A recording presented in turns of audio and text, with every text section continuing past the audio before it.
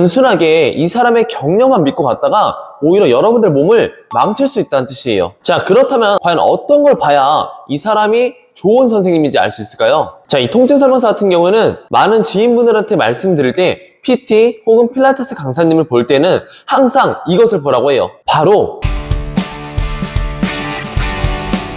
안녕하세요. 건강운동관리사이사 재활 트레이닝을 10년 동안 진행한 통증 설명서입니다. 아무래도 이 트레이너라는 직업 자체를 10년째 하고 있다 보니까는 많은 분들께서 정말 많은 질문을 주게 되시는데요. PT 혹은 필라테스라 시작하기 전에 어떠한 트레이너 혹은 필라테스 강사님을 만나야 하는지, 자격증 종류가 정말 많은데 대체 무엇을 보고 이 사람을 선택해야 되는지, 재활운동을 알아보고 있는데 대체 어떻게 알아봐야 되는지, 실제 통증 설명서가 현재 담당하고 계시는 회원님들께서는 오늘 알려드릴 세 가지를 고려하지 않고 접근을 했다가 돈 그리고 시간을 날리는 것들을 정말 많이 보게 되었어요. 뿐만 아니라 내가 건강해지려고 그리고 예뻐지기 위해서 혹은 몸이 멋있어지기 위해서 시작했던 PT 혹은 필라테스를 요요라든가 폭식이라든가 거식, 이러한 섭식 장애를 겪게 되면서 오히려 몸을 망치고 그리고 시간과 돈을 날리신 분들이 정말 많아요. 그러면서 다시는 내가 PT 혹은 필라테스를 절대 하지 않겠다 라고 하신 분들도 실제로 계시고요. 자, 오늘은 이 통증 설명서가 지난 10년 동안 많은 트레이너 그리고 필라테스 강사님들을 만나게 되면서 어떠한 선생님이 정말 좋은 선생님인지를 알아낼 수 있는 방법 3가지 바로 알려드리도록 할게요.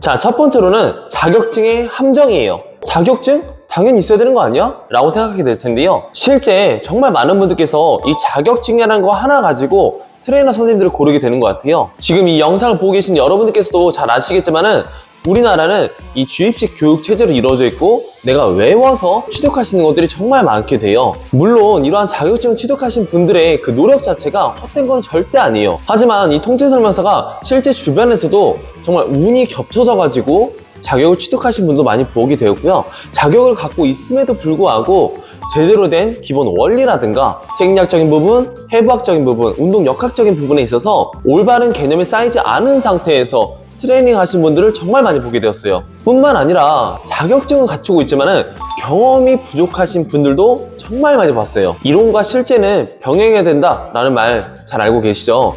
자격증을 갖고 있다고 해서 무조건 좋은 것이 아니라 많은 경험을 쌓고 계신지 그리고 과거에 쌓아왔는지를 확인해야 돼요. 자, 그리고 두 번째로는 경력의 진실이에요. 왜?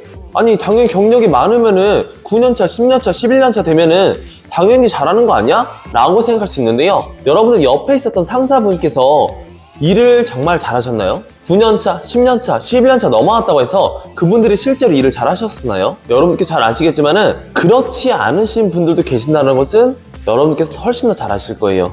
단순하게 이 사람의 경력만 믿고 갔다가 오히려 여러분들 몸을 망칠 수 있다는 뜻이에요. 자, 그렇다면 과연 어떤 걸 봐야 이 사람이 좋은 선생님인지 알 수 있을까요? 자, 이 통증 설명서 같은 경우는 많은 지인분들한테 말씀드릴 때 PT 혹은 필라테스 강사님을 볼 때는 항상 이것을 보라고 해요. 바로 실제 담당했던 회원님의 사례예요. 어떻게 회원님의 사례를 보냐고요? 그 센터나 샵의 홈페이지 혹은 블로그 혹은 인스타 같은 이런 SNS에 있게 될 거고요. 가장 좋은 것은 선생님께서 직접 운영하고 있는 블로그나 인스타 같은 SNS를 활용하는 게 훨씬 더 좋아요.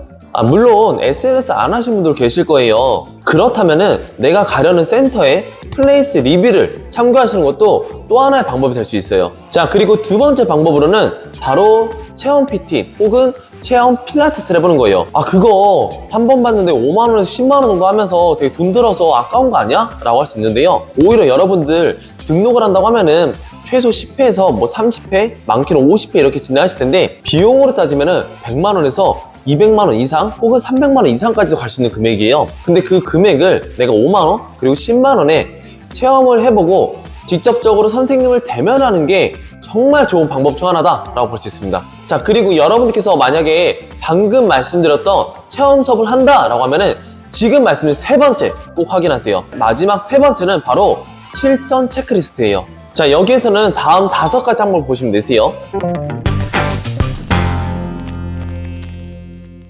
자, 첫 번째로는 상담 및 체험 수업에서의 전문성, 두 번째로는 식단 관리 방식, 세 번째로는 회원 관리 시스템, 자, 네 번째로는 안전성 관리, 그리고 마지막 다섯 번째로는 커뮤니케이션 능력이에요. 자, 여기서 첫 번째부터 다시 보도록 할게요. 상담 및 체험 수업에서의 전문성을 보게 되면은, 자, 먼저 인바디 혹은 체형 분석을 해주는지 보는 거예요. 단순하게 인바디만 한다고 해서 좋은 게 아니고요.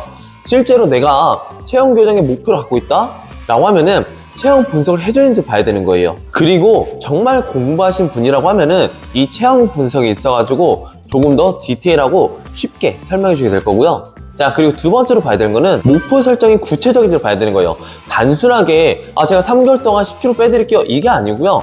그 3개월의 기간이 있다고 하면은 이 3개월의 기간 동안에 1개월 차 그리고 1주 차 때는 우리가 어떠한 것을 하게 될 거고 어떠한 방식으로 수업을 제공해드리고 식단을 제공해드렸다 라는 것들이 함께 가야 된다는 것이에요. 특히나 여러분들께서 재활운동을 알아보겠다고 하면은 이 재활운동 같은 경우는 초기가 정말 중요하거든요. 이 초기에 세팅이 잘못되었다고 하면은 오히려 몸을 망칠 수 있고 평생의 후유증을 남을 수 있기 때문에 이게 정말 중요해요. 자, 두 번째 방법으로는 이제 식단 관리인데요. 바로 현실적인 식단을 제시하는지 보는 거예요. 단순하게 닭가슴살, 고구마, 야채, 이런 닭고양 같은 음식으로만 구성해서 주는 것이 아니라 내가 회사에 다니고 있다 라고 하면은 회사 밥, 그리고 집에서 밥을 먹는다 하면은 집밥, 이런 것들을 어떻게 병행하고 어떻게 어우러져서 식단을 제공할 것인지 이러한 구체적인 틀들이 필요하다라고 보시면 되세요. 더 중요한 것은 지속 가능한 식단이 제공되는지 보는 거예요.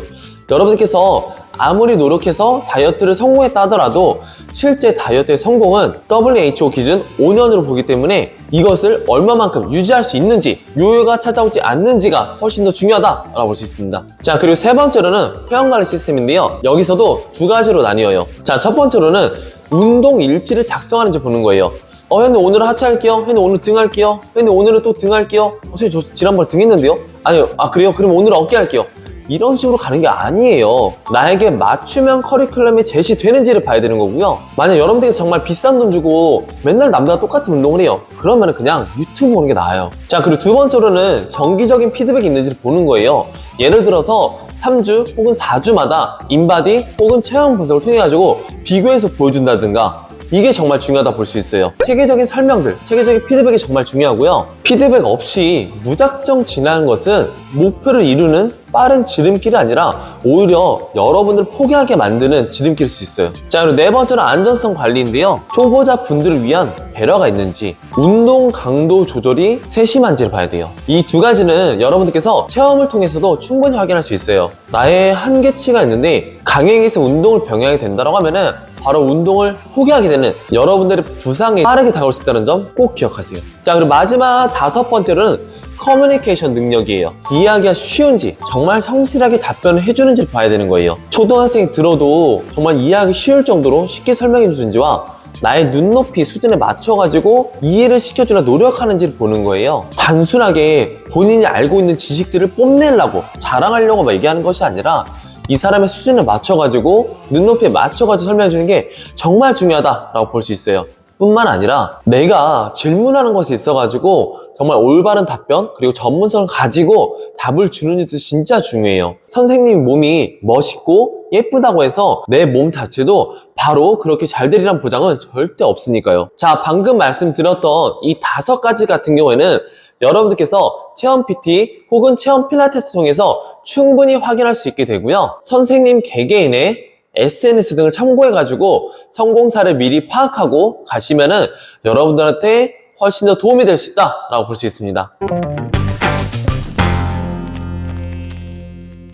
실제 이 통진 설명서가 운영하고 있는 끌림 잘 PT 앤 필라테스에서는 앞서 말씀드렸던 부분에 대해서 정말 중요하게 생각하고 있고요. 매주 목요일마다 진행되는 교육 시간에는 항상 이러한 점들을 먼저 강조하고 교육을 진행한 후에 회부하기라든가 재활 같은 교육들을 추가적으로 병행하고 있어요. 선생님들의 능력치를 끌어올리는 것뿐만 아니라 실제 회원들의 성공 사례를 블로그라든가 SNS에 게시하게 되면서 더욱더 많은 정보를 제공해드리고 있다라고 볼 수 있습니다. 자, 지금 영상을 보시면서 PT 혹은 필라테스를 알아보고 계시는 여러분들께서는 오늘 알려드린 3가지 확인, 요거 꼭 확인하시고요. 궁금한 점이 있다라고 하면은 댓글을 통해서 꼭 알려주시고요. 앞으로도 이 통증 설명서에 재활 운동이라든가 이러한 이야기들을 듣고 싶다라고 하면은 구독과 좋아요 그리고 알림 설정까지 꼭 부탁드릴게요. 자, 오늘은 여기까지 진행하도록 하고요. 여러분들 모두 오늘 하루도 통증 없는 행복한 하루 보내세요.